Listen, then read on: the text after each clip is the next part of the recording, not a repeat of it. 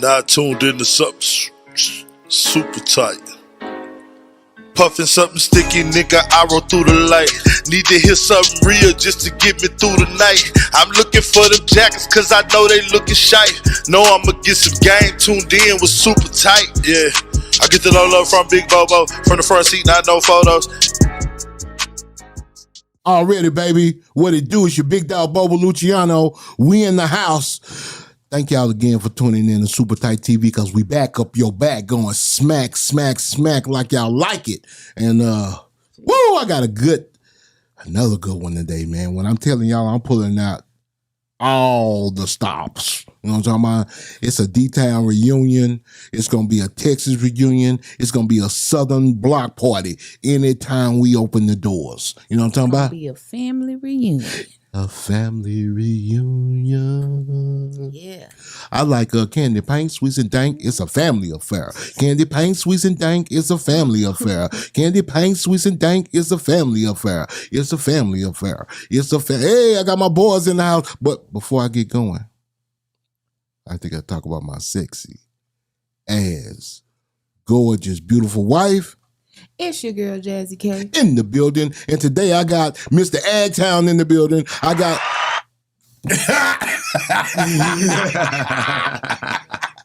Hold on, dog. You good, though. You good, though. I appreciate y'all. Y'all sit down. I know y'all excited that you're here. Wait a minute. I know y'all excited that you're here, everybody. Hold on. We got that chatter. Chill out. Yeah, he in the building. All the girls trying to get in the door. Man, did y'all cut on the on-air light, man? Because we got some serious people in here tonight, man. We got one of the Agtown representatives, one of the Agtown legends. Matter of fact, we got two of the Agtown legends in the building. You know what I'm talking about? I bring out legends. Yes. You know what I'm talking about? I don't just bring out, I do. I start from embryo stage, whether you just a unborn sleeping fetus, you know, like Nemesis said. Y'all remember that? Unborn sleeping fetus. Shout out to my man Bumblebee. You know what I'm talking about? Or you a full grown legend. I got my people in the house. I got Gylo and Peanut. Yeah. My guys. Yeah. Representing Red Rum. Representing Agtown. Hey. Man, how y'all doing, fellas? Chilling, man. What's going on? Oh, man, y'all almost said that in unison. We still alive. We're happy. Okay. Yeah. Happy man. to be here. You ain't got no dirt on top of you. No earth on top of you. And that's beautiful. It's a blessing nowadays. Boy. Yeah, it is a blessing. Lost a We've lot of lost people. a lot of people. You ain't lying. But you know what? We're not in that era. Right. No. We are. We living. We looking at them looking like, boy, you ought to be ashamed of yourself. You know what I'm talking about? That's what my mama would say.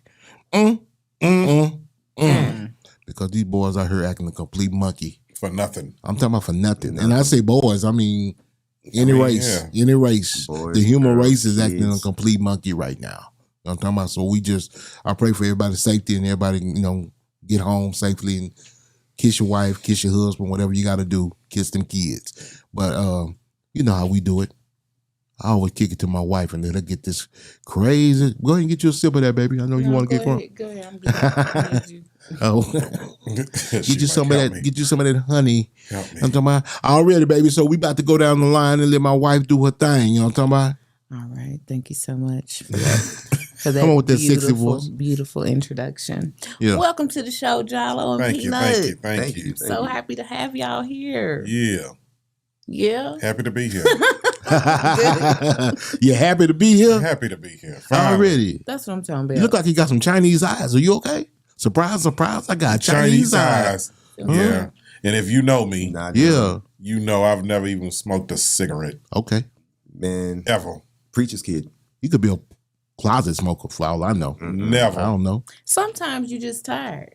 Yeah, you tired, It Jello? ain't always. I mean, it's been a long day. Get crunk, get crunk. Yeah. Already. Shit, already. So We what's done up? went through tornadoes today. Yeah, I went through tornadoes, hailstorms, a little flooding at the shop. Really? We've gone through a Yeah, lot. Whole Yeah. shop. About Yeah. 3 inches deep.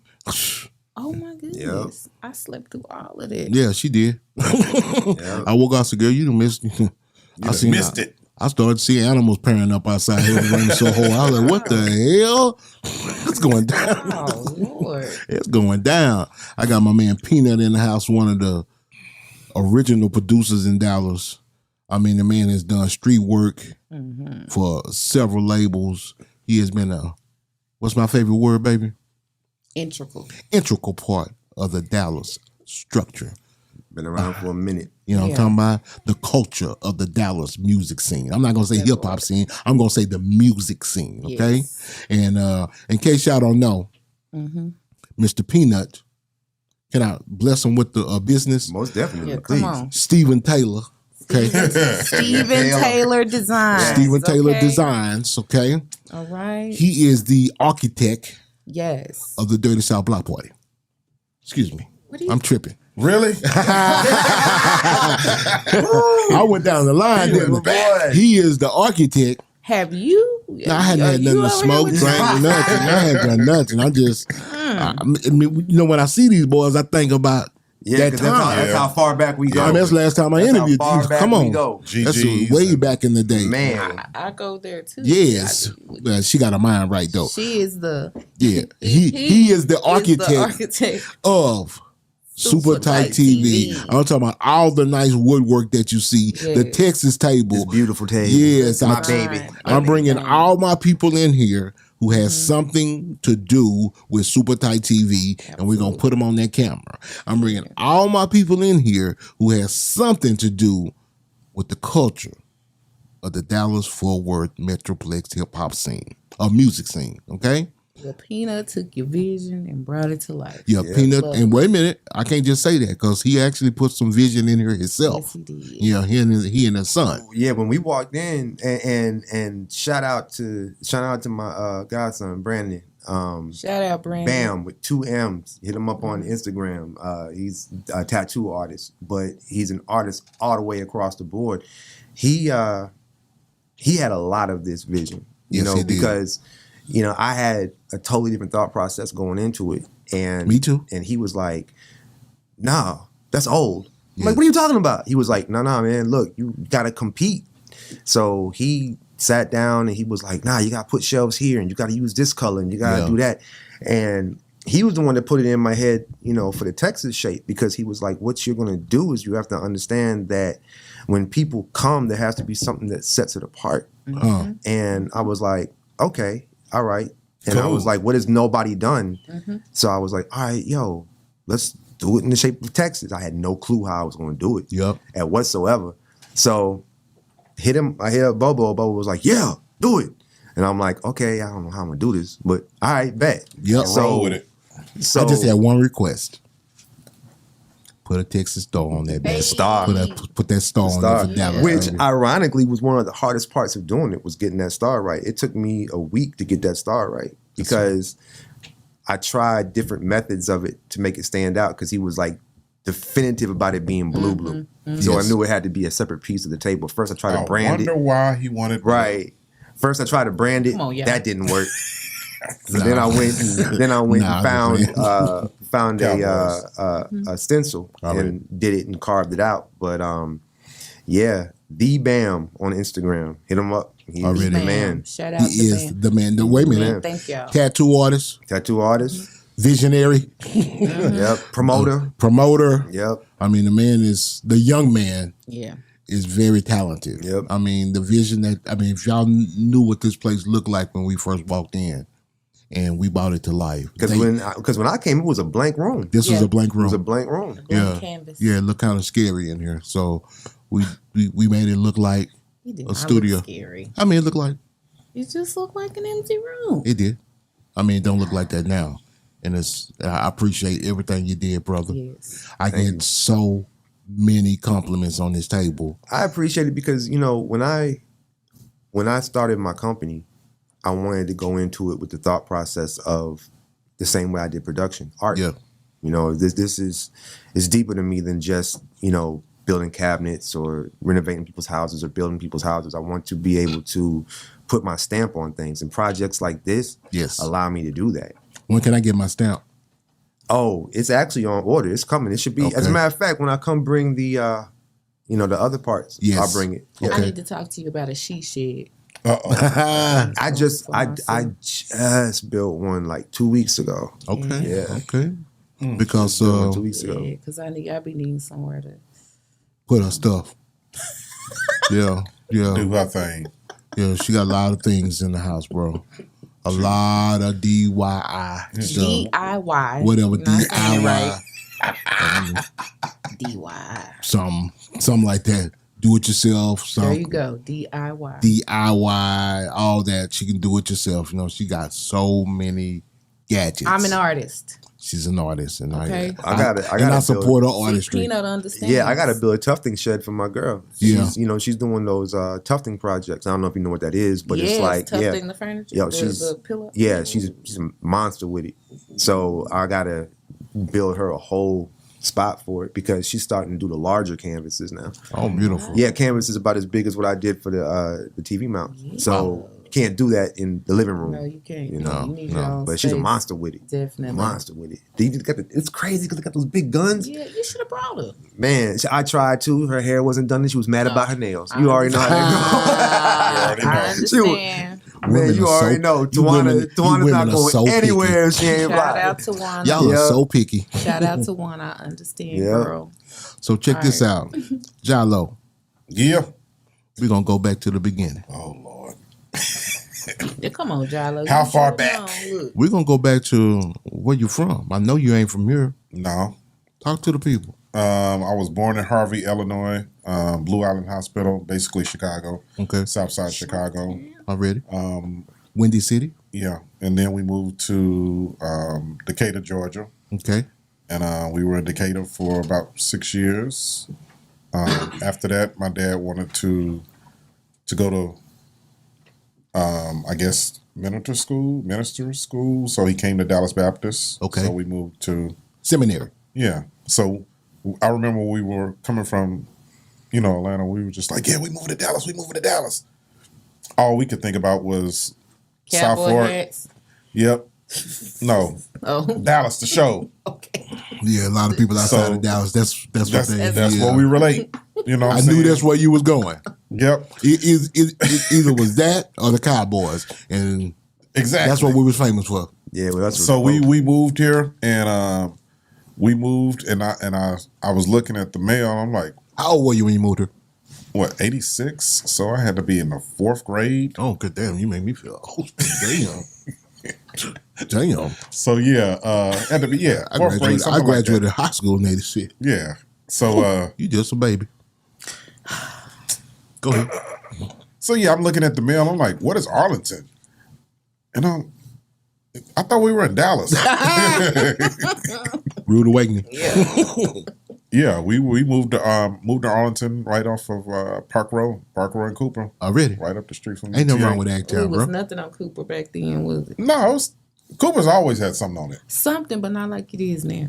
Now, by the time he moved here, there was something there. Yeah, UTA. Yeah, Yeah, my dad had us here twice. We moved here the first time in From where? 79. The first time it was from Boston Okay. because my father was in the military for 20 years, and then he retired and went with General Motors, and General Motors was just as bad as the military. They moved us every 2 years. My dad was the mercenary, so if there was a place that was Needed fixing? he came, would knock it out in a year or two, and they'd put us on the plane to the next spot. So we had been in Detroit. Mm.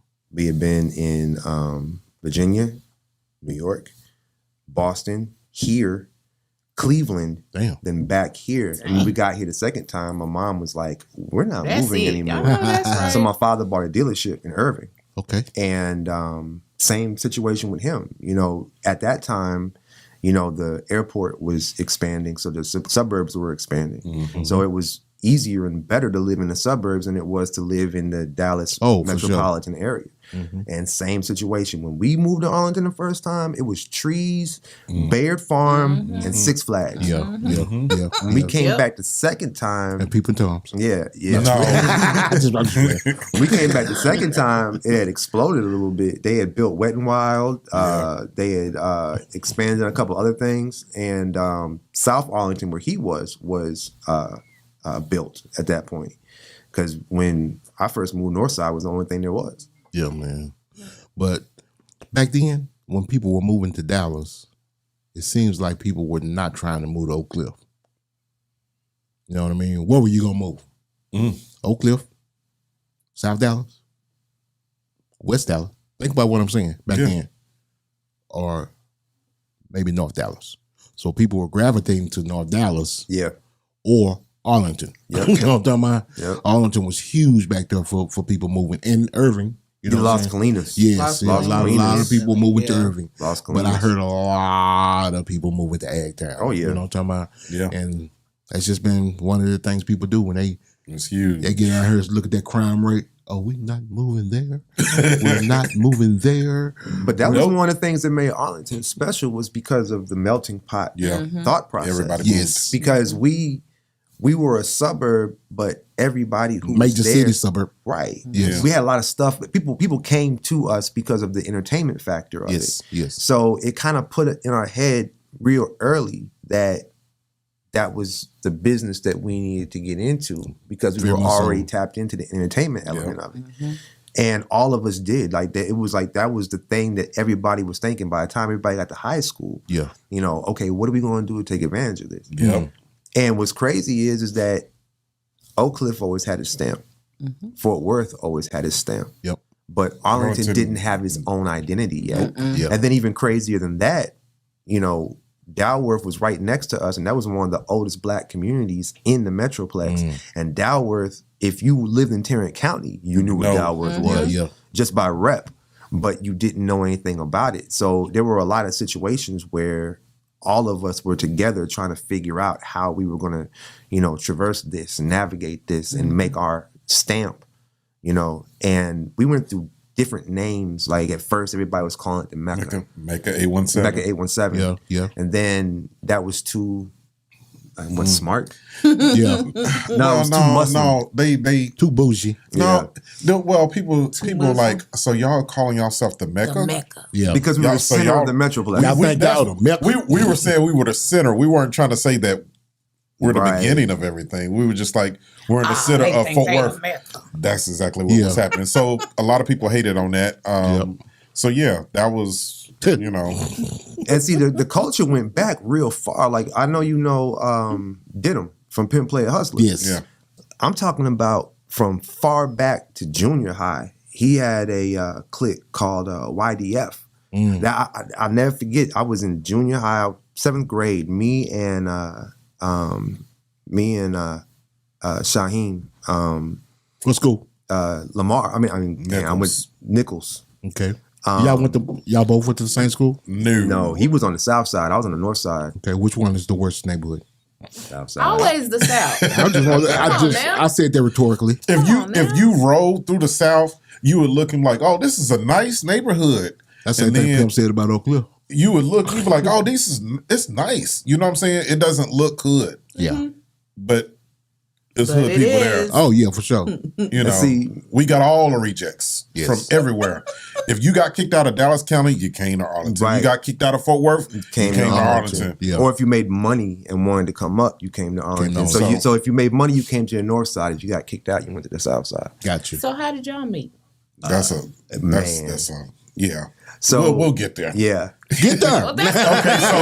So I went to Bowie, and my homeboy Brian Algorithm, rest in peace. That nigga name was Algorithm back then. Yes. Yep. Well, no, it wasn't Algorithm back then. I was about to say it was hypocrisy. It was hypocrisy. Okay. Yeah, But change the algorithm. But yeah, I went to school with my homeboy Kanum. He was part of a group that was already rapping. I had no idea. I just knew we were all into hip hop. Yeah. Brian was the same way. He was like, "Yeah, I got this group or whatever." And I'm like, "And we doing beats or whatever?" And I'm like, "Okay." I'm like, I'm down. I want to roll. He said, "Yeah, we about to go to my homeboy house." I'm like, "All right, cool." So we pull up, and we pull up to an apartment. And I get out, and I'm like, I walk in, and he got something playing, and he had sampled Cold Christmas. The flavor. Here comes the flavor. Yeah, Mad flavor. Yeah. I read, shout out Cold he had sampled something. I'm like, so he could put all that in the keyboard, and it was Cho. Yep. Yeah. That was my production partner at the time. Wow. Yeah. Shout out Cho. So I met Cho first, because we were all on the south side. Cho and them went to Sam. I went to Bowie. So I was always over Cho house. I'm like, that's what I'm just gonna be sticking around. Yeah. So you got bit by the bug. Yeah. So I think one day we was at Cho's house. I think we were right off of Park Road again. And Peanut comes in. And so Peanut just came in there fooling with stuff. I'm like, who is this cat? Ah, You know, and so then he got on the turntable and started scratching. I'm like, oh, he can scratch. I'm like, that's dope. Okay. yeah. So, hey, what's happening, man? You know, hey, my name is this, whatever. I didn't even have no name yet. That's another story. Yeah. Yeah. I didn't have no name yet. So I met Peanut, and then after that, I'm at school. I'm walking in the auditorium, and I think we had some big program going on, and I'm looking up and I'm like, Peanut, why are you here? I'm doing a sound. Okay. At high school. At my school. Okay. You know, he went to Lamar. I went to Bowie. Yeah. You know, that's two opposites. Yeah. Far north and far south. So after that, he was like, yeah, man, yeah, this is what I'm doing. I'm doing sound. So after that, I went over, moved to the north side from the south, which was, I wouldn't say it was a culture shock, but it was just like I met a whole we lot had a of people. different culture over in the north side. Yeah, I met a whole lot of people. And I'm just like, and I moved right in the, when I say I was in the north, as they call it. Yeah. Washington and Lincoln. Yeah, I was right in Trenches. Bristol Point, and my homeboy I went to church with, Sammy lived next door, and Sammy knew everybody. So once I started coming out, I'm like, okay, I'm meeting everybody. Yeah. And so we all went to summer school, and he was like, man, I said, I want to rap. I want to do something. He said, you need to go to Peanut house. I said, where Peanut stay? Oh, he stay up the street. So went over there, and the rest is history. How'd you, so, you know, you said something, I'm about to open up the door. So how'd the name Gylo come about? That's Peanut. We were over it. Okay, so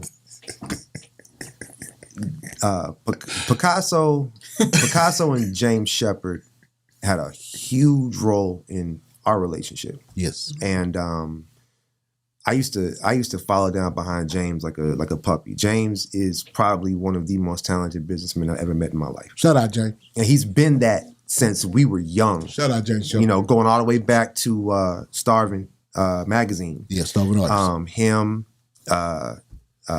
Dwight, Yep. Mike B. Vernon, Aziz, Vernon, Yep. all of them. They had created Starving magazine, and It wasn't called Starving Artist? well, Starving Artist was the group.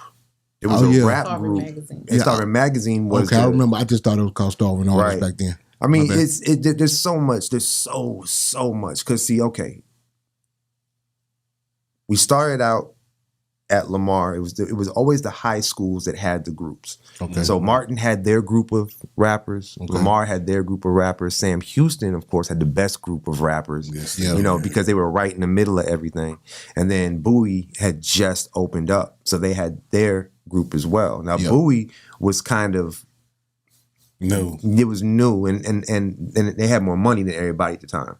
So everybody was kind of looking at them like, whatever. Y'all bougie. But What's the ratchetest school over there? Sam, Sam, period. yeah, Sam. Still to this day? To this, To this day. What about Seguin? Seguin is new. Seguin is new, But they're creating. they're I've pushing heard. it. I Making wouldn't a say- way. I I'm wouldn't say- about to say I've heard rumors. yeah, Yes. I wouldn't send my daughters to No. for it to be like that.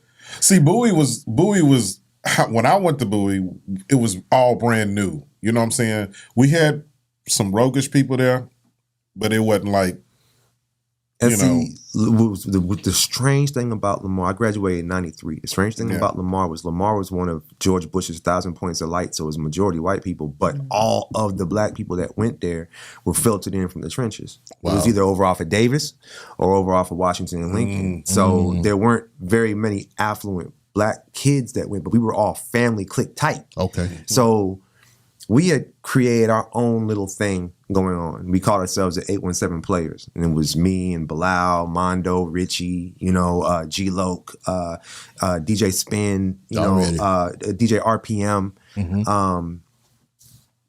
Kassar, who was in the group with me, I was in a group called Apatomed. He was working at Foot Locker. And the mall is it. Yeah. And Kassar had a mouthpiece. So in comes all these backpacking hip hop kids that he had never seen before. And that was Cho and the clique from Sam Houston. Yeah. So keep in mind, me and Spin were the only two people that were making beats at Lamar. Kassar comes back, he's like, yo, I found some guys better than you. And I'm like, wait, what? What you mean you found some guys better than me? Yo, it's this Asian kid, man. He got you in a headlock. You need to meet him because you got to get as good as him. Because if not, I'm going to start getting my beats from him. I'm like, Kassar, God dang, bro, are you serious? Like, you just going to quit a nigga. He was like, I want to make it. I mean, Cho was a prodigy. Cho was a prodigy. Oh, yeah, for sure. So we set it up, hooked up with them, and it was like instant. Already. You know, because me and Cho were like twins, brothers from another mother instantly. And we both had the same production style. And he had better equipment than me. Yeah. So me, him, and Spin got tight and basically created a sound that united Arlington at that point in time. And there were a lot of groups. We had like 12 groups that we were producing. So and that's where the Mecca 817. The Mecca 817, because we were very young, like literally fresh out of high school. James and Aziz and Picasso and all them were older. They had been in the game before us. They saw the potential, and they especially saw the potential of Cho. So they came, water please. They came and basically snatched us up and made us part of Starvin'. Me and Cho produced the entire Starvin' project. Oh wow. Yeah. So they snatched us up, and then when they snatched us up, it gave us prestige. And that's when they saw, then when they came along, that was when we were coming up. Already. And he was always the background guy. Like chilling. He's always blunt roller. No. Not even that. No. So now the story is I would always be in the room where everybody is smoking. Yeah. And so they would look and they just like, you ain't smoking? No, I'm good. Yeah. Keep it moving. And everybody would give him a hard time and be like, you need to do this. It's going to make your rhymes better, so on and so forth. And he would never do it. And my group, Apatomed, they were like especially tough on him because, you know, in their mind, everybody had to follow in our footsteps. Okay. I wasn't on that. I was like, man, whatever. I'm just trying to make these beats. But they were trying to create a culture because mentally they were a little bit more ahead of their time as far as the long game. Yeah. But their thought process on it was a little bit more disconnected from the streets per se. Yeah. So I remember coming over. Yeah.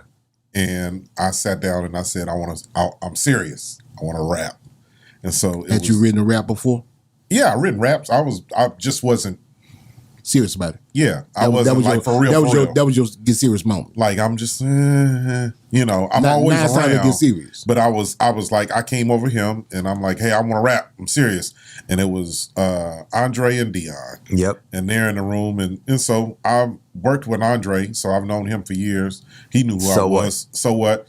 And Dion, I used to dance, so me and Dion would be battling dancing. So Peanut was just like, okay, so they were all smart Alex. So what's your name gonna be? And I'm like, well, my name is Jay Smooth. That's whack. So we had just gotten back from Atlanta, and we were in Patchwork Studios. We had gotten Outkast's Aquemini album directly from LaFace. No, you going way after. Yeah, that's way after. Excuse the brain, almost 50. But he was looking at the wall. Yeah. Oh yeah, Spiral Jar. My oh Lord, I'm getting an Alzheimer's degree. Ooh. Don't speak that on yourself. There was an album. I used to put album covers on my wall. Yeah. And there was an album cover, and I was just scanning the room, and I was like, Gylo. Where'd it come from? It was a Gylo poster on the wall. Yep. And then he was looking at the Spiral Gyro album.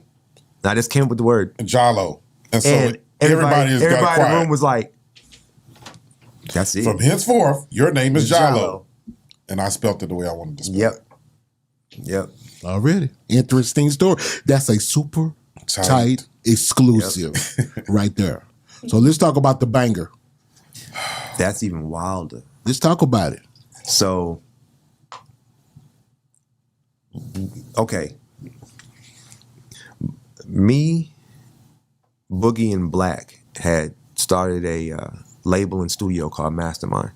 Okay. And we had this huge, grandiose plan to put out. Somebody peeing? What's it?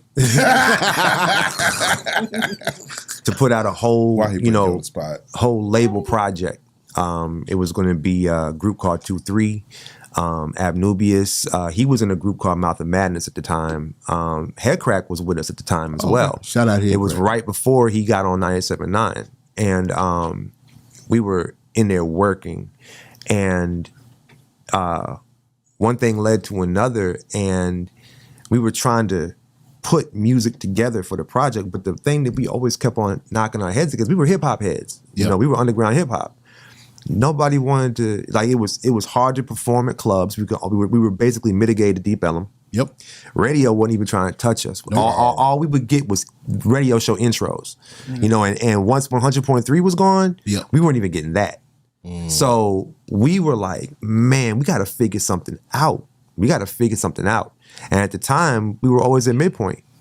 I was doing Friday nights. DJ Wody was doing Saturday nights. Shout out, long live DJ. Yeah, Wody. Wody was integral to this. He was. Period. Integral. We gonna talk about that. Town. No, Oh, we gonna talk about that. He was integral to our story as well. Yes. So Wody and I had, we had this friendship because he thought me knocking my head up against the hip hop door was funny. He was like, man, you need to come over here and get this money. And I'm like, man, nah, I'm trying to get these groups hot. And he was like, man, you need to figure out where you are, bro. You need to come over here and get this money. Because Friday nights I was doing the hip hop, we'd have 300 people. Saturday nights, he's doing the club nights, 5,000 people. Midpoint was popping, bro. Right. So Come on now. He would hire me to intro DJ for him and run the sound for the parties. So we're opening up for artists like 666 Mafia and Cheeky Black. We're doing hip hop. We're doing hip hop music. And it would always be the funniest thing in the world because they knew us because we're from the area, so they knew we were on our grind, they respected it, but they'd just be sitting there like, we not feeling that. No, y'all tight, but y'all ain't that tight. So oh wow. So no, it just was the wrong crowd. No, it was years. I'm the one that was always in Midpoint, right?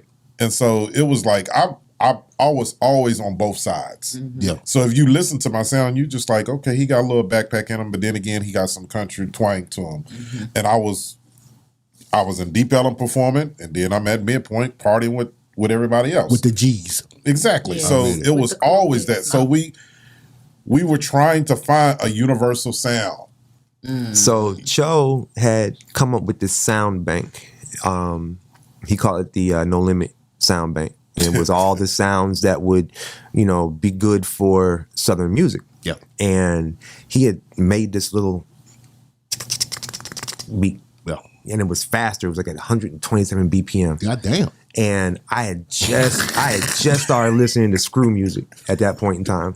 And we were joking around, and I took the song and I slowed it down to 68 BPMs. Oh, you screwed it. I screwed it. Oh, really? And then when I heard it, I was like, oh. I started putting more bass into it. And then he heard it. Yeah. And he was like, yo, this is it. I'm like, what? He was like, this is it. We're going to go record it. I slept on that beat for so long. The fast version of the slow version? No, the slow song. When he gave me the beat, it was on a tape. This is how long. Yep. It was on a tape. And the words on the tape was midpoint. Midpoint. You know what I'm saying? So I'm like, what is this? So I popped it in, and I'm like, I say they being funny. I know what they're doing. No, we were. They were making fun of Midpoint. I was. Oh, wow. I was. They were making fun of Midpoint, but basically because they know the bounce sound and what they're going to hear at Midpoint. Yeah. They were making fun. I'm like, okay. I slept on it. Months went by, and then I'm at Midpoint, and I'm like, okay, what goes on in Midpoint? All night. If you've ever been, this is what goes on. All night. Funky Town. No, D-Town. really, all it was Dalworth and Funky Town. Dalworth, So it's Dalworth, Funky Town, Dalworth, Funky Town. all night. Wow. Until a fight break out. You know what I'm saying? That was known. If you went to midpoint, you know this. So I'm like, Got me one. no, I'm like, what can I do? If this is a midpoint beat, what can I do to make this? Eggtown. I'm from Eggtown, so I'm definitely not from Dalworth. Eggtown, Dalworth, Funky Town. Okay, so let me add Dallas just to go ahead. Oh yeah, bring it on. Oh yeah, make it all universal. Did the okay, South Side, East Side, West Side. Well, okay, let's roll with it. Let me tell you something. Me being the Oak Cliff boy that I am Man. at that time, Okay. I never heard of Dalworth until that song. A lot of people A lot didn't. of people. And that and low key, I thought Dalworth was just something in between Dallas and Thought you were Florida. talking about the carpet cleaning place. No, I thought it was a neighborhood. I knew that, but I thought, So the part about Dalworth, the crew that we were rolling with at Was the time from Dalworth. was from Dalworth. my two business partners were from Dalworth. see, I'm And telling high, you, and not just black and boogie high power Dalworth. This ain't man, like you know the you know farthest what we I'm was saying? going was to James Rhythm, and then turning right back around. Or See. Foxy's back in the day. On Yep. midpoint. But you went to Steppers. And Steppers was right down the street. Well, I'm telling you, the clubs I probably did, but it was Foxy's, which was in I think Six Flags Mall parking lot. Six Flags Mall parking lot, James Rhythms, Yeah. which course. was right Right off off of of 360, midpoint, midpoint, right off of Division. right off Division. Shout out Erskine. Yep. Woo! So back to his story. So we were rolling with Dalworth, and so I'm like, I got to put them in there Right. because, like you say, nobody heard, but I'm thinking of midpoint. Yes. I'm like, if I'm gonna make this work, I got to do what's gonna happen at midpoint. Oh yeah. And so that's how I came with it. And the story is, how did this happen? Which part? So we recorded the song, and it was And just that like was it even was crazy, it too. Was, it was just like a party. You know what I'm saying? Like Yeah. we weren't tripping. We just like, okay, we did it and whatever. So We had our friends Wendy Wendy and what's her name? Oh, she's gonna kill me. Y'all ain't friends. No, she's in Oklahoma. Brandy. Brandy. Oh. Thank you, bro. Thank you. yeah. She gonna kill me. Oh, yeah. Don't forget. Brandy yeah, would- forgot you. For Brandy a gonna second. light me up, boy. Because Brandy was important. Brandy was Yeah. my secretary, Yeah. and she Brandy held like, things no, together at the you studio. I read it. You know what I'm saying? But they were there, and it was a lot of people. It was like it was like a party. So he did the chorus, and we just loaded people in there to do the callback And I'm on like, it. what y'all want us to do? Yeah. Like, do this, Do say this. this. So what happened was we recorded it. We recorded what, 4 tapes that night? Tapes. We gave one tape to Wendy, and Wendy was in school in Denton. Okay. I gave one tape to Mr. To Dallas. Was it? No, was it? you didn't give them a tape. You gave them a CD. Okay, so yeah, Oh, you feeling some type of way about I that, was feeling some type of way. That's the master. We gonna get to the story. But that Uh-oh. CD is the reason why he was the one Yes. because Okay. Dallas is the one who got it to Peeping Toms. Because Dallas, he doesn't go by Dallas anymore, but at the time he was street legend, and he had some things going on, and he was the first one that came up with the thought process of my girls are going to dance to this, Yeah. and So- God, it was over. So we had a show in Pine Bluff, Little Rock. Me and Peanut went up there. I forgot. I think we were just promoting for Red Rum. Yep. We weren't even supposed to be performing. We were just going up there to promote. But it was everybody that we knew from down here that was going up there. So we rolled up. We drove Peanut's Saturn. We got up there, and Ghetto Priest and Mr. Long was on the bus. So we get on the bus, and they were like, "Girl, we in Pine Bluff, but we riding the bus to Little Rock or Little Rock to Pine Bluff." Little Rock going to Pine Bluff. And so we get on the bus, and so they start playing everybody's songs. And so it was Millennium Records. I don't know if you remember them. Millennium Records was from Fort Worth. They were deep on the bus. So they played their song or whatever and everything like that. So I'm like, oh, okay, cool. You know what I'm saying? So Dallas and them had a copy of the CD. I didn't have a copy. Played it. Everybody on the bus knew it. They playing it. Yes, I was hot. So they played it, and I'm sitting there going like, That's my shit. How they get a copy? Wait a minute. Yeah. How they got I'm Peanut. I only got a tape. How they got a CD? A master copy. Hey man, I knew the So process. they played that song, and when they were saying, "Is it Agtown?" It wasn't them, but probably three of us on the bus from Agtown. So we Agtown, Dalworth, nobody Because nobody from Dallas was on the bus. When they said Funky Town, the whole back of the bus, Yeah. Funky Town. I'm like, Yeah. So by the time we got back from Pine Bluff, all of them knew the song, and Dallas knew that it was something. And Wody, Ghetto Priest too. Yeah, Ghetto Priest. Wody was like, you know what? Let's bring it to the club. Yeah, bring it to the club. Stop. Tell me about the first time it played or you performed at Midpoint. It never happened. Yeah, I gotta tell you that story. Yeah. Well, wait a minute, the song played. The song played. But wait a minute. Show was Okay, Tell me about the first time y'all heard it. Okay. At Midpoint. Understand that So song. you never had a chance No, to that perform it at song was Midpoint? the Shut the Club Down song. tell That's a war song. That was a war song. I will tell you what happened. It was a war song. It's like bitch get a So bump. Yeah. So Wody called me up. He was when we were still in Pine Bluff. He was like, "Bring it to the club Saturday." I'm like, "Okay, you know I'm gonna be there anyway. Be there at 9:30." 9:30. 9:30. Earlier.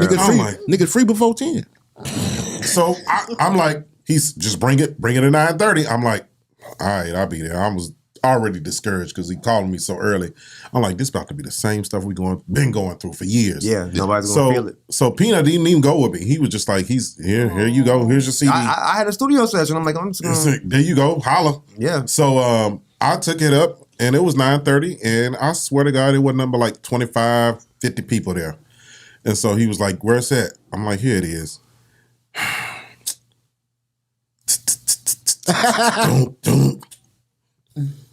If you came to the party feeling good, Hey. represent. What's the name of your hood? Is it Agtown? Agtown. Dalworth. Funky Town. D-Town. Man, Them 25 people went buck, huh? all 25 of them people got on the dance floor. Yeah. All 25. I'm sitting there going like, this can't be happening. This Yeah. can't be happening. He was like, all right, I'm going to play it during prime time. He said, you leaving? You going to come back? I'm like, no, I ain't going nowhere. Okay. I'm sitting right here. I'm going to wait. Too. 12 o'clock hit. And if you know Midpoint, at 12 o'clock, That's in the club, sir. No, this was Wody's formula. Go ahead. Whatever. He would play 2 slow jams. Oh, At about 11:55, somewhere around there, he played 2 slow jams. in the club. In the club. You know what I'm saying? He played 2 slow jams, and then he was like, security, get ready. Calm you down then. No, he played the slow jams. That's what he said. Yeah, He played the slow jams and like, yeah. to calm you down. You're like, yeah, y'all, because it's coming. y'all cool. The Y'all quiet know before the storm. Y'all know what's about to happen. So he wasn't even Wody then. It was just Erskine. Yeah, DJ Erskine. Yeah, he said, security, get ready. He played that, and it was again. And the minute them hi-hats hit, everybody knew what it was. Oh, yeah. And I'm sitting there going like, oh my God. I got me one. So how did you feel? Oh, I was on cloud 9. I'm calling Peanut. Peanut! Yo, me and Black were in the studio. Keep in mind, me and Black are in the studio trying to figure out how You we're was going to trying to leave formulate the all studio this. after You know what I'm this. saying? Because we've got a lot invested. And he was definitely looked over. Trust me, I was not the star of the label. I Yeah. was looked over. I had 2 songs recorded. Until then. Yeah. I had 2 songs Straight up. recorded. Everybody else had like at least 10, 7 some songs or whatever. Drama had a whole album done. Yeah. Let me ask you this.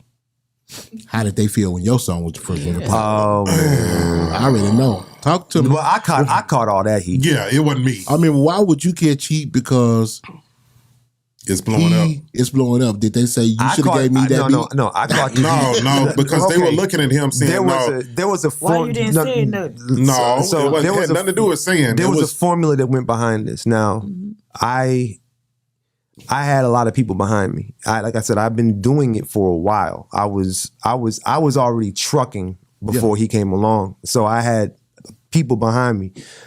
Black was putting a lot behind me. Yeah. BC was putting a lot behind me. Shout out. Valisa Creighton was putting a lot behind me. TJ Miller was putting. I mean, I had a lot of people that were like, you know, you're gonna be next. You gotta do this, that, and the other. And what I did was I took all of those connects and I was backdoor pushing the song to them. Well, let me ask you a question then.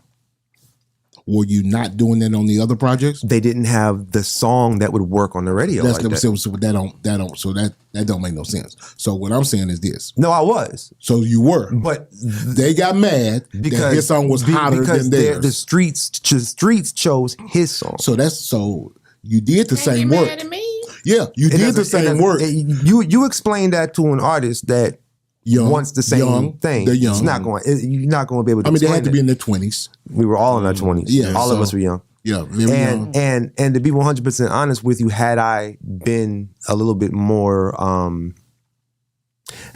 seasoned, yes, I would have recognized that as a formula and sound, and I would have switched. I would have switched up, and I would have put everybody under the same flag. My thought process was, I could keep y'all's sound, I could keep y'all's rhymes, I could keep y'all's look, everything. But as long as I put all of y'all on Gylo's album, and Gylo has the buzz, people whose eyes are on Gylo will see y'all. But the problem did they feel that? No. Well, so let me tell you why I'm saying what I said. I don't care what the beat sound like. If them words didn't come out like Gylo said, well, that was the problem. It was a perfect storm. Exactly. Y'all had the perfect storm, and you were beating your head on a hard surface trying to figure out, trying to please these guys, which is commendable. You know what I'm saying? Honorable. But I don't care what sound you had. If they didn't come on there saying, exactly. Man, if it didn't come out saying, and with that voice, because I remember the first time. I'm not from Arlington. I didn't hear it the first time because you didn't even know what Agtown was. No, I knew what Agtown was. Stop it. We knew what Agtown was. I did not know what Dalworth was. Okay. Of course, it was on K104. No, I'm just saying this. No, Dalworth is a neighborhood in that. I'm just being facetious. Yes, like you. Anyway, was on K104, I believe. And even the way we got on K104 was a miracle. Yeah, that's a whole nother story. That was a miracle. So shout out low key. If it wasn't for who got y'all on? Dick Beatles was the no. Skip Cheatham let us ride. No, Skip was forced. But well, yes and no. You know what? I'll go ahead and put the full one on that. I can't let Skip go out like that because Skip really showed me a lot of love. He knew us. He was getting ready to give me the banana. He was really getting ready to. I know it, but he thought about it because understand every Tuesday. You was there. I was there. Like I was bringing donuts, coffee. I was in his office bugging him, but it was cocoa butter. That rock tea first. Rock tea first, but cocoa butter was more popular than rock tea on K104. Oh, for sure, it was his show. And keep in mind, both of them were coming to Midpoint and seeing what was happening in the club. Yeah. So rock tea was the first one that saw it. Rock T took it back, put it on Battle of the Beats. Of course, Cocoa Butter song knocked him out the box. Mm-hmm. And then Cocoa Butter backdoored the next week with the remix. And after that, it broke all the records. I was beating out Biggie, Tupac, you know what I'm saying? Pookie and Lucci, because they held the record. They held the record. Yes. And then we beat that. So I was, every time it played, I was going to Skip Cheatham and I was like, look, man, it won again. You're going to put it in rotation. Yeah. You know, and then it was BC that broke down. He was like, yo, man, don't ask for rotation, ask for mix show. Because you got the DJs in your pocket. They're your boys. Ask for mix show. If he gives you mix show, then just make sure they get vinyl. Yes. All right. I went in, asked for mix show. First 3 wins, he was like, okay, you can have mix show. It won, right? Yep. Like 11 times. Yeah, 11 times. They made us lose. Yeah, really on the cool. Oh, so wow. that No, Tuesday, it was like because it was winning too much. They were just like, if we let him go, he's gonna keep going. And that was the last time Battle of the Beats was probably on K104. They haven't had it ever since. Yeah, I remember. But we broke those records, and it basically took our popularity to a whole. Oh, I remember. It was every day. Every day. You know what I'm saying? Prime so time. The what it was is, again, it was the remix. Yeah, it was remixed. This was Ghetto Priest and Mr. Long. Now, here's what I could say about radio at that particular time. Oh, because man. we never took the song to the radio. Okay. They took it on themselves. And they Rock T- edited, Rock T- edited themselves. Rock T went in there. Wait a minute. Yes. They took Dallas's song verse totally off. The whole Fort Worth verse, they took it off. Yeah. So, because there's 3 verses. My verse. They edited your song? Yes. They cut a whole verse. I rap first. Ghetto Priest was next for Oak Cliff. And then Dallas was representing for Fort Who made that decision? So K104. They went in there. K104 is not a person. So Oh, shoot. Who was it that made the decision?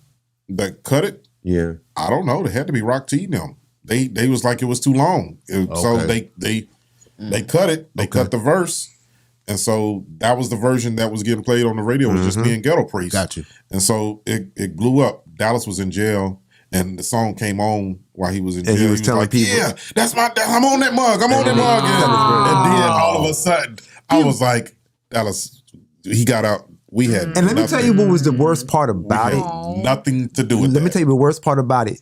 The first time they played it, because see, Dallas's verse came in on the offbeat of the downbeat of the chorus. Yep. So you would hear a smidget of his voice, and then it would go back into the chorus again and it'd go off. So the first time it happened, we were like, "Oh snap!" But You think something went wrong? Huh? what are we gonna say? We're on K104 and we had just won.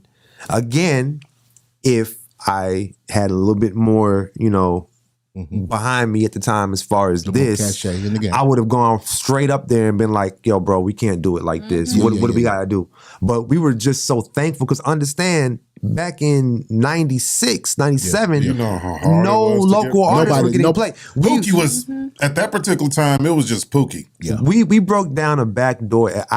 And me personally, I ate off of this for 15 years because we created a back door that other labels use for years after this. Because understand that prior to that, you were having to pay astronomical amount on marketing fees to get K104. We were the only. Why are you calling it that? Nobody was payola. playing. Nobody Well, was playing. yeah, Why you trying to Themselves. clean it up? Why you being all nice? Yeah, look. I could tell you this. That boy said marketing fees. This was. Did you hear that man say marketing fees, y'all? Bobo. This was before Red Rum. Yeah. Okay. This was before Red Rum. Yeah. So we were. I think I was at it was a K104 symposium, and so I was blowing up. You know what I'm saying? So I walked in. Nobody seen me. You know what I'm saying? I was just walking in.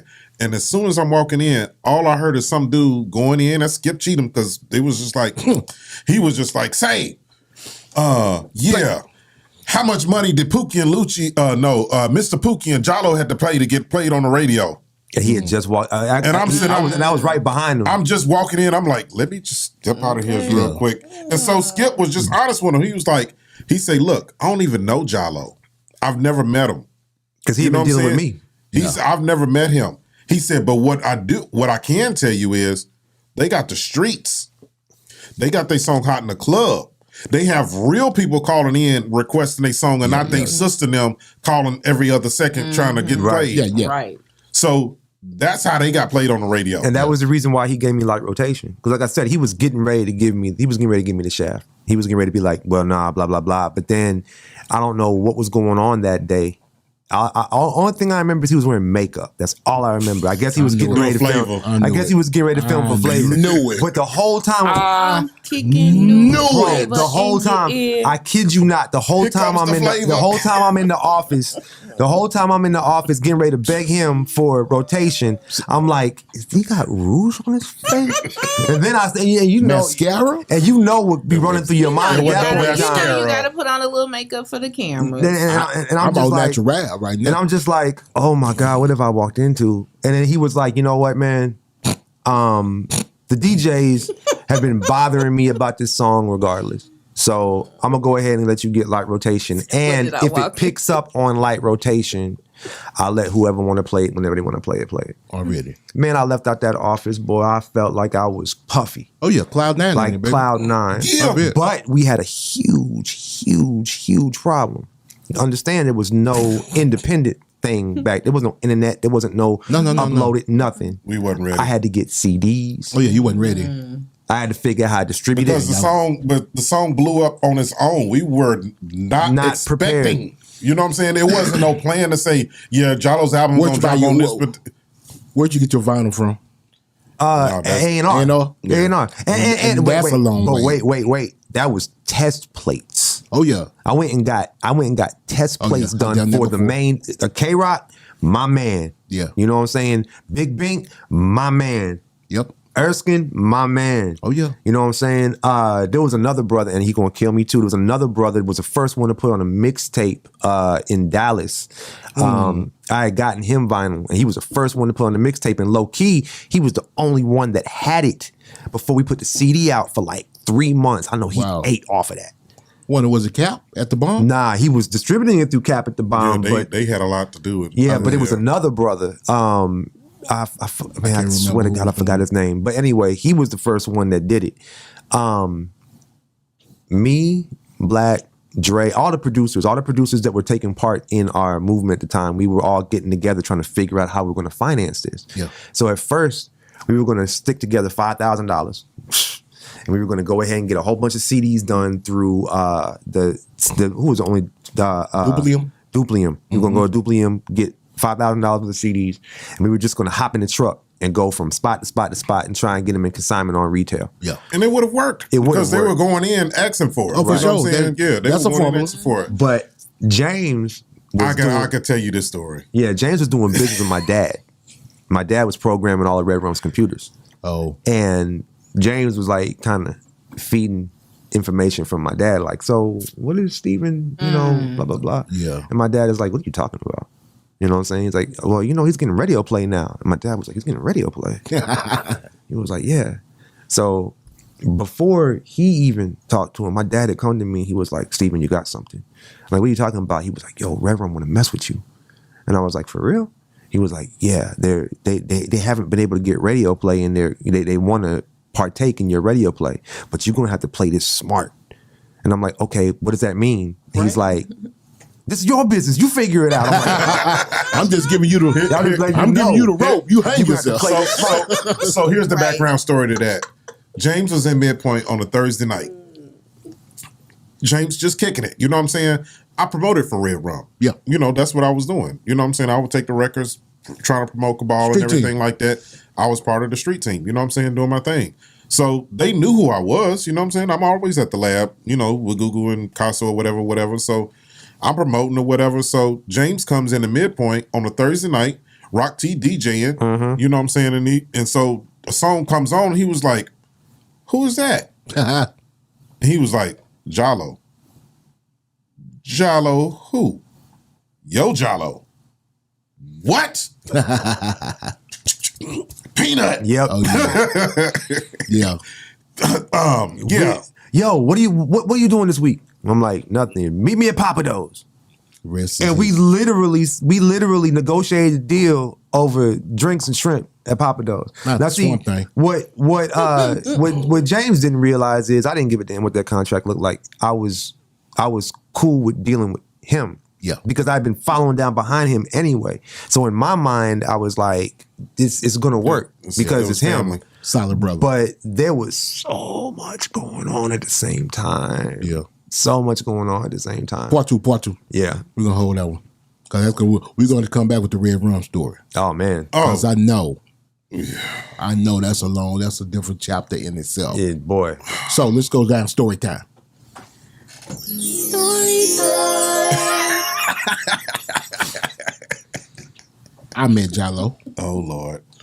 I had already known him for a little while. You know what I'm saying? Was already out there doing his thing. And I called him. I just say, bro, starting my own label.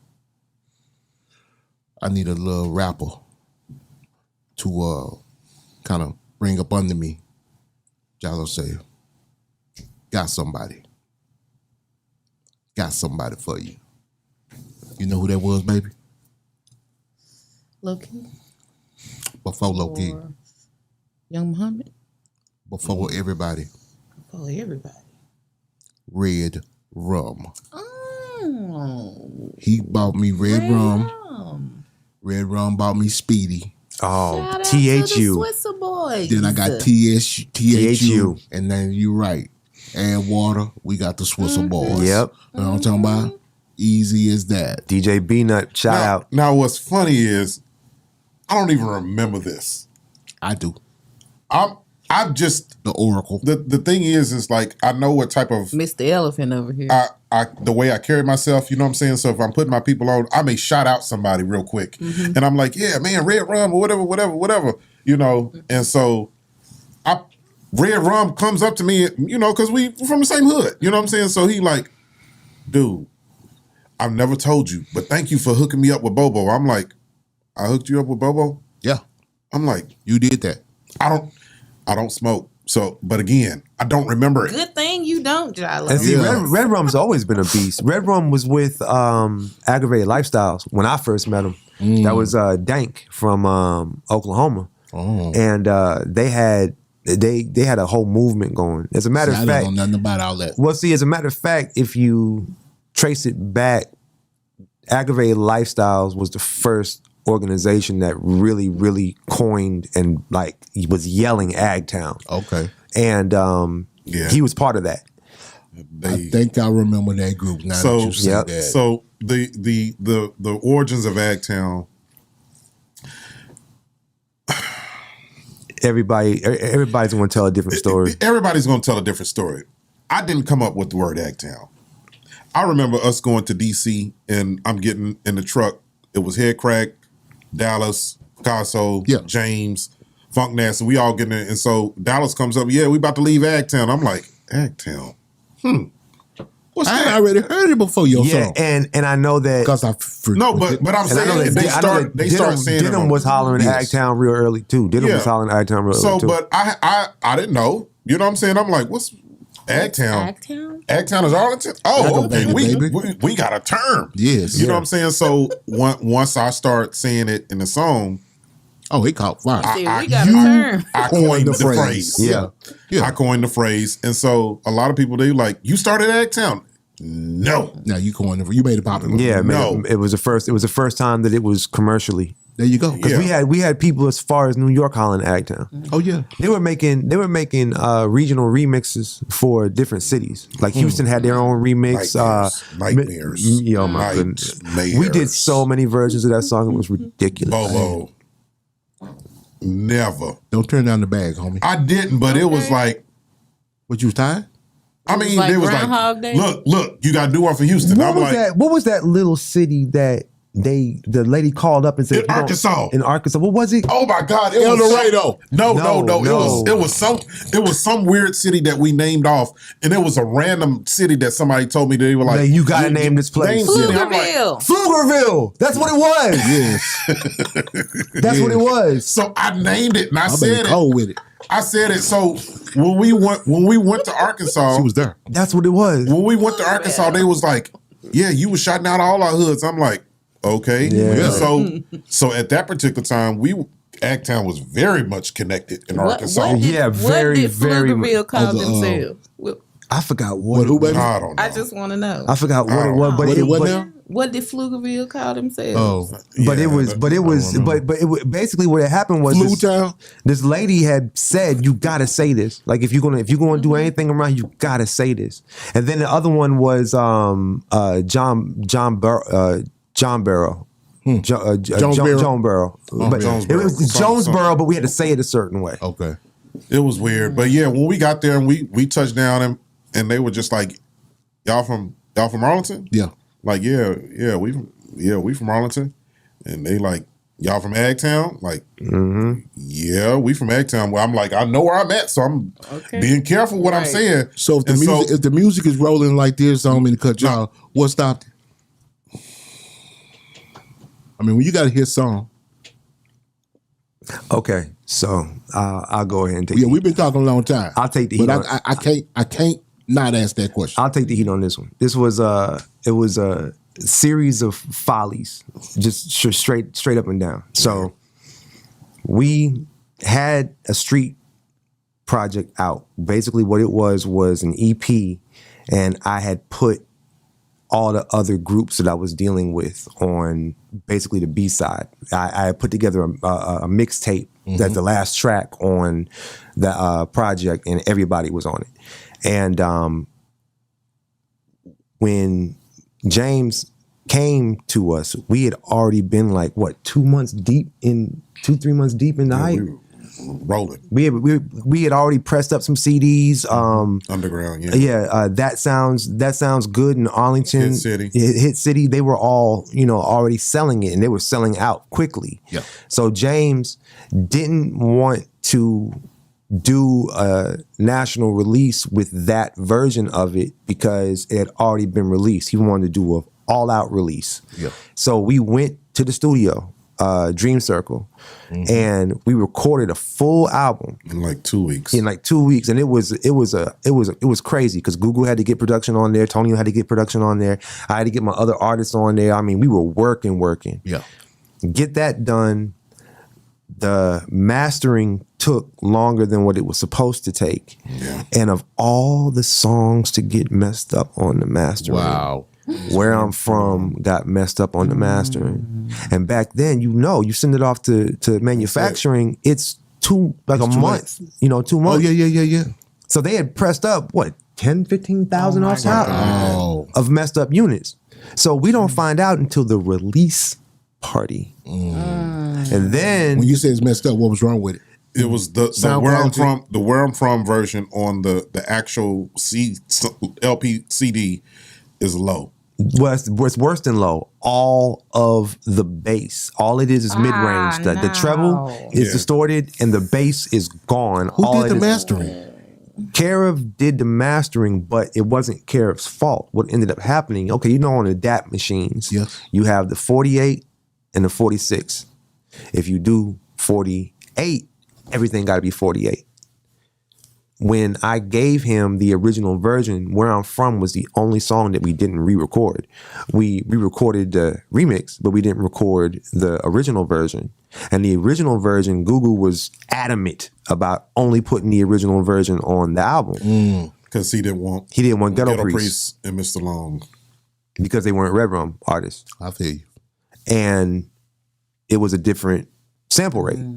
So Karev, basically, to save time, he had put everything in one long track and ran it all through the same filter, recorded that, send it off to mastering. So everything else lined up. Actually, there were two interludes that also fell into the same category, but they were interludes, so nobody cared. Yeah. But the song, we're at the release party and we're playing the album, and Where I'm From comes on, and it sounds like trash. And they gotta turn it all the way up. We're walking around, and I'm like trying to figure out what's going on. And keep in mind, this is Tuesday. Oh, wow. It's already been shipped to Southwest Wholesale, the whole 9. So now we got a problem because all these people that are going to go out and buy this album, they're buying it for that song. Yeah, and it's funny at GG's, the release party. Our homeboy calls me from That Sound Good. Oh, Jesus! Those were our main promoters, guys. main financial backing. Like on our side, for real. Okay. So to clear something else up. If you look at the original promotion for Gylo's project, it was all Phenomenal Entertainment. That was I remember that. The deal was that Red Rum didn't want to muddy the waters with the relationships because they had already had their situations and issues with K104. We were clean. They wanted to keep it. They wanted to keep it undercover. Solid partner. So they came in as solid partners. So if you look on the vinyl, right. It don't really say Red Rum. It don't say Red Rum. It says Phenomenal Entertainment. Okay. And then you'll see Google's like writing and publishing and stuff on Indigo, blah, blah, blah, so on and so forth. So I remember Skip looking at it. He's like, this is Red Rum. Okay, whatever. We gonna roll with it. Because Picasso did all of our artwork and Picasso did all of Red Rum's artwork. So it was all the same. So he was like, this is okay, we gonna roll with it. Luckily the vinyl The vinyl was fine. The vinyl was fine because we had done all that before we even went to the CD mastering. But yeah, we get to the release party, and my homeboy from That Sound Good calls up. Nate was just like, "Hey, we're on the way. We on our way, man. We coming, and we whatever." And so he said, "But I got something to tell you." I'm like, "Okay." He said, "Your CD ain't gonna drop on time." Wow. Okay. All right. Thank you. That was the last time I heard from him. He got raided. They got picked up. They by were the feds. reason why we had to connect in Arkansas. They were,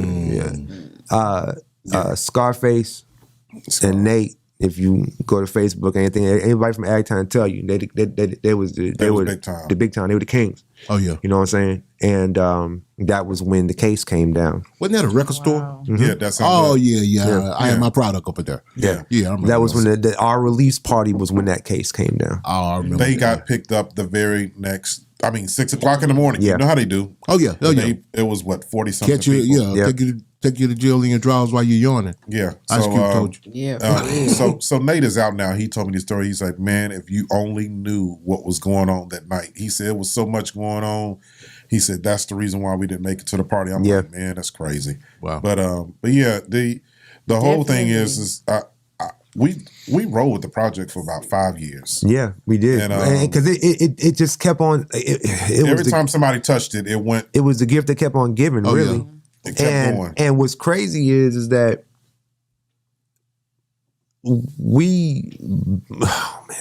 from Kappa to going on promo tour, everything was like just insane because James and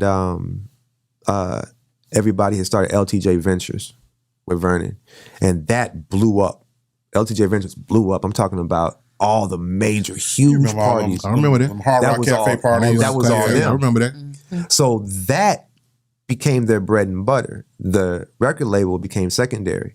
And I also keep in mind at the same time that we had cut the deal with them for Gylo, they had signed V-Dog. Yeah. Now V-Dog is The Rebel.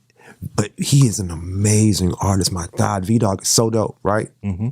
So he was promoting his single at the same time that we were promoting ours. That's why you always seen V-Dog with me. Right. Already.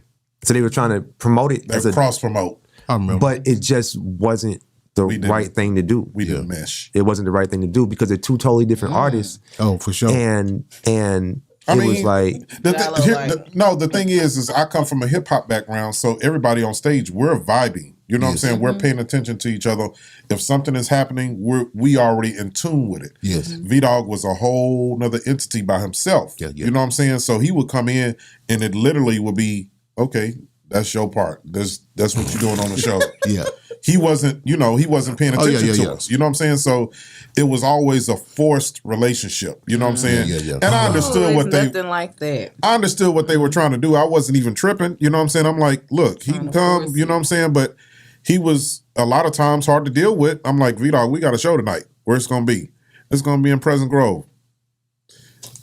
Is Zero and them coming? I don't know. We got a show tonight. Okay. Would he show up? He would show up, but it was just like it was always a forced marriage. You know what I'm saying? And then, and then it was just like at the time I'm blowing up and I'm getting all this, love and everything like that. And then he's looking at my project is done. When are y'all gonna start pushing mine? Yeah. And so it was always, it was friction. And then, like with me and you had talked about when I was building it, I had that Leroy situation going on behind the scenes too. Yeah. And that was, you know what I'm saying? Like I said before, I feel like now that my older self looks back on that and I'm like, oh, I was a whole ass nigga for that. But, that was really kind of messed up too because it split everything. Like it really made everything chaotic because the second single was Cadillac Pimpin'. Ooh. And Cadillac Pimpin' started off being Leroy's song. And James them. And me James was a Google. It was Gugu. Gugu liked Cadillac Pimpin'. Yeah, Gugu was like, we're rolling with Cadillac Pimpin'. And I was like, are you sure? And he was like, yeah, that's the best song on the album. I'm like, dude, we got 17 other songs you could choose except for the one song that's gonna get me shot. Okay. Yeah. So me, in my young mind, not recognizing the chessboard that I was setting up against myself, I'm thinking to myself, you know what? Fuck it. I'm gonna keep Leroyce on the chorus, on the hook, but take his verse off and put V-Dog on because they're trying to cross promote V-Dog. Yeah. Man, Leroyce came back in town like a hurricane and shut all that shit down. I bet he did. And see, and again, my young ass, I'm ready to go to total war with that shit. Google was like, fuck you. If you go to war with that, you going to war by yourself. And you owe me $120,000 for the project. And I'm like, okay. Never mind. All right. Y'all can have that. Go ahead and sign that over, give him back his equipment. Wave it is the what it white is. flag. But like I said, looking back on that, I was a whole ass nigga for that. Like I really regret that. It's nice that you can admit that. But we we grown to learn. Yeah, you know what I'm saying? We both went through it. We were both wrong, but I'm not going to let that doesn't negate my element to it because I handled it like I didn't handle it like a grown man. I handled it like an emotional nigga. When you know what I'm saying? When we did it's a difference. When we looked at the promo pictures for Cadillac Pimpin', and I'm just like, I'm sitting in front of an Escalade that's not mine. I got on a red rum chain that's not his. mine. And then I got V-Dog that's next to me, and me and him are total opposites. I'm not a pimp. Yeah. I'm a preacher's kid. I mean, I know that's... Yeah. But yeah, I'm a preacher's kid. You know what I'm saying? So I'm like... Some preachers are pimps, though. Yeah, you're right. But yeah, I'm like... I want to make sure you knew that. I'm like... I don't want to do this. But from the time that Red Rum took full control over the project, it was always a marketing thing. Because understand, we were brothers. So I knew him inside and out. And the crew, we had a certain way that we gelled. And we knew what we needed to do that was best for us. Yeah. In all fairness, Red Rum had invested a lot of money into him, and they wanted to get their money back. So they didn't care about us gelling or what was best. No doubt. They didn't give a damn about that. So it was always a constant back and forth between either me and James or me and Gugu. Yeah. It was never Zero is just sugar. Man, Zero is the man. Yeah. That's all I can say. And Pierre, you don't argue with Pierre At all. You don't argue with Pierre. At all. You don't argue with Pierre. Pierre walks in and you just like, hey. And Pierre says what he says, you shut the hell good? up. We good. We got it. Yeah. Thank you. Yes, sir. And shout out Pierre. You know what I'm saying? Yeah, you don't argue with Pierre. That just was not a wise idea. Zero was always the fun guy. Yeah, you know Zero. What I'm saying?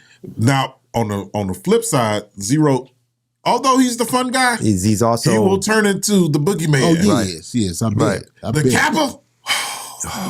Oh, Jesus. Okay, let me tell y'all something. Y'all know we got to do part 2. Yeah. Because we got to come back and talk about Red Rum Days. Okay? That's going to be a full show. Yep. And we're going to talk about Gylo and Bobo. We got songs from the Snake Pit, unreleased tracks. I still ain't heard that song is so long. Huh? It's been so Cadillac long. Grill. And he had a second album. I had a couple. See, we need to talk about all that. It's certain people that are that history is so rich in the city. Yeah. You can't put it together in an hour and a half, one full interview. Okay. I got DJ Drop coming back for his part 2. Okay. I got a couple people coming back for Yeah, their and part see, 2. me and Drop, we went on after everything, and we hopped into a whole different generation. Like Drop, the mixtape game was a whole different. Not the MTH, the So- mixtape heavyweight. So I'm gonna tell you one story that we didn't get to tell, where we were leading to earlier. Why I never performed at Midpoint. We got it shut down. We Midpoint. I know the story. Midpoint. Tell them. Erskine was just like, "Hey, we got a show with Mystical coming up. We want you to open it up." I'm like, "Yes, about time." You know what I'm saying? The last time I performed at Midpoint was Cheeky Black, and we probably almost got booed. Yep. You know what I'm saying? Yeah. So I'm like, "Yeah." I'm like, cool. So he was like, "Yeah." He said, "Yeah, you gonna open up for Mystical?" I'm like, "All right, cool." I'm sitting at Jamie's on my 2-way. Where you at? At the club. What club? At Jamie's. Oh, you need to come to Midpoint. okay. I go to midpoint and it's 12:30 that I pull up on the parking lot. The parking lot is empty. And I'm like, something ain't right. Yeah. Something don't look. So I walk through the door and I swear to God, everybody was looking at me. Security, the owner, Monroe, everybody, they all looking at me like, It's your fault. so they telling Erskine, tell him. And keep in mind, my phone had been blowing up the whole night I had no idea. from top to bottom. I'm at Jamie's kicking it. I'm having a good time. I'm not bothering nobody. So I walk through, Felix looking at me, Felix had already the called and cussed security me out. guard, Puddin looking at me. Puddin had already called and cussed me out. The owner, Puddin. the owner is behind Erskine. Yeah. Tell him. Shout out, Puddin. Monroe had already called and cussed me out. Tell him. I'm like, so Erskine, he was like, and Erskine, if you know anything about Erskine, he's a rebel. He gonna play what he want to play. Yep. So Erskine, he Really, it was just like, Erskine's fault. so he was just like, it was his fault. I know. Because Erskine does that. It ain't a party unless a fight break out. That's his slogan. Oh no. A fight broke out, didn't it? So he was like, yeah, the show coming up with Mystical, you can't do that song. And I'm looking like, why I can't do the song? He said it started a riot. And what's crazy is the Mystical show didn't even go down at midpoint. The Mystical show went down to Hojo. So yeah. So he said it started a riot. I'm like, it started a riot. In my head, I'm jumping for joy. I'm like, my song started a riot. Oh, okay. Yeah. All right. He said, so he was just like, he said, so you can't do your song. I'm like, all right, cool, whatever. I just, said whatever. And I left. That was the last time Midpoint was ever open. Yeah. The Midpoint was original closed. Midpoint It was closed got up shut at- down because the laws came in. And They was then, like, let me that was tell you- it. So what you telling me, Gylo Yes. and Erskine and Yes. Peanut is the reason Midtown shut down. Midpoint shut down yeah. because of where Super I'm tight from. exclusive. Super tight. And then Erskine Super turned right tight. around and kept Mystical for the Hojo, Hojo. and then got us on with that. Did you perform that song? Oh yes. I know Yes. you did. I know Yes. you could. How you not gonna perform your hit? No, that was a funny night too because was Peanut had to do sound. There was no security. No One security. security guard for a Mystical show. One security guard. There was Felix of all. Come on now. He wasn't even.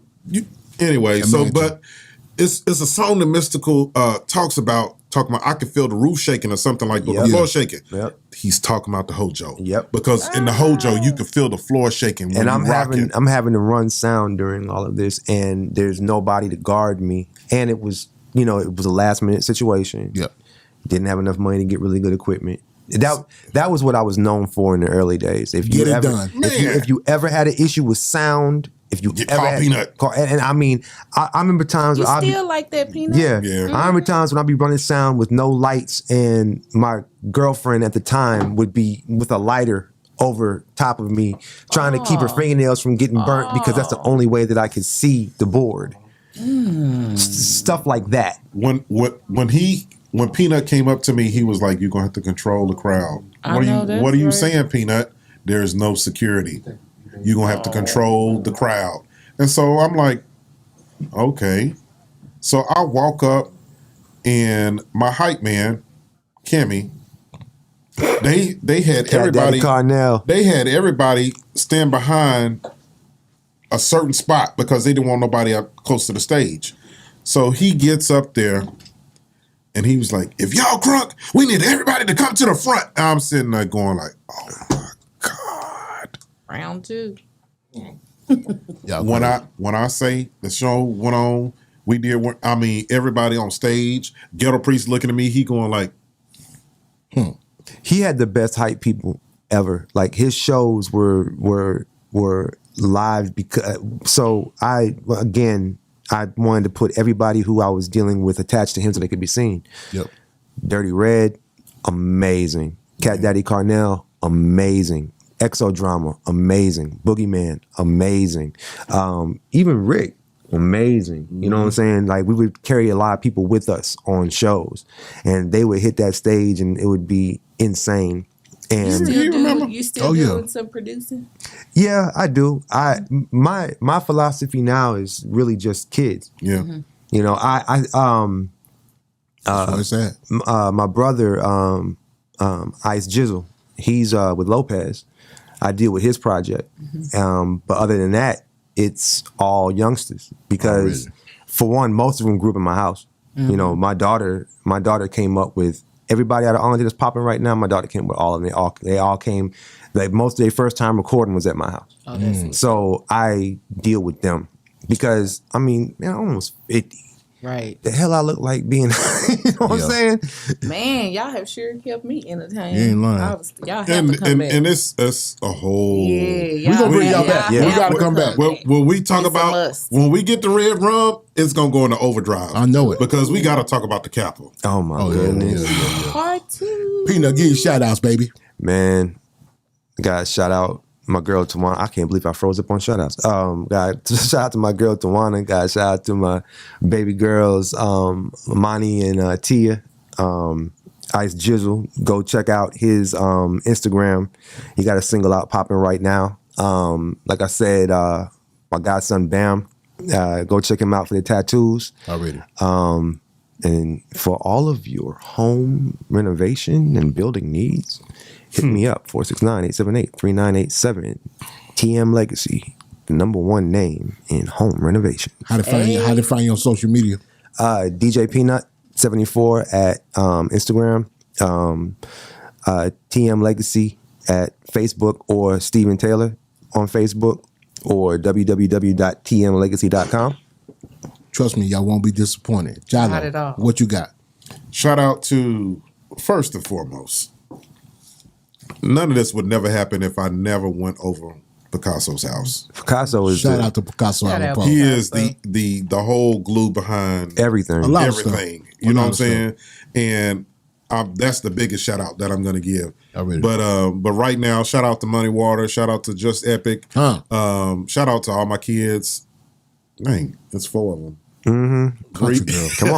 Come on. Breon, Anaya, Jaye, and Elijah. My 3 grand boys. Jesus. Oh, Jesus. Just say charge it to my Yes. charge it to your All 3 of my your grand mind. boys. But yeah, definitely shout out to all of Agtown, you know what I'm saying? Shout out to Ghetto Priest. What's up? Uptight. Who else? Yeah. Shout out to Red. Red Rum? Yes. For real, brother.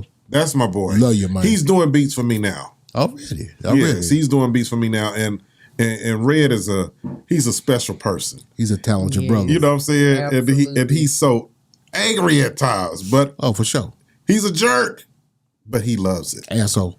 But I love him. he got heart and he'll do anything for you. I love him because he's an asshole. ABN, Joey baby. Merkel. But, Always been like that. but yeah, He's shout always been out like that. He's a man. shout out to Super Tight. So Thank you. I didn't get my UGK story. Oh, It's real quick. come on. I'm a preacher's kid. Y'all know this.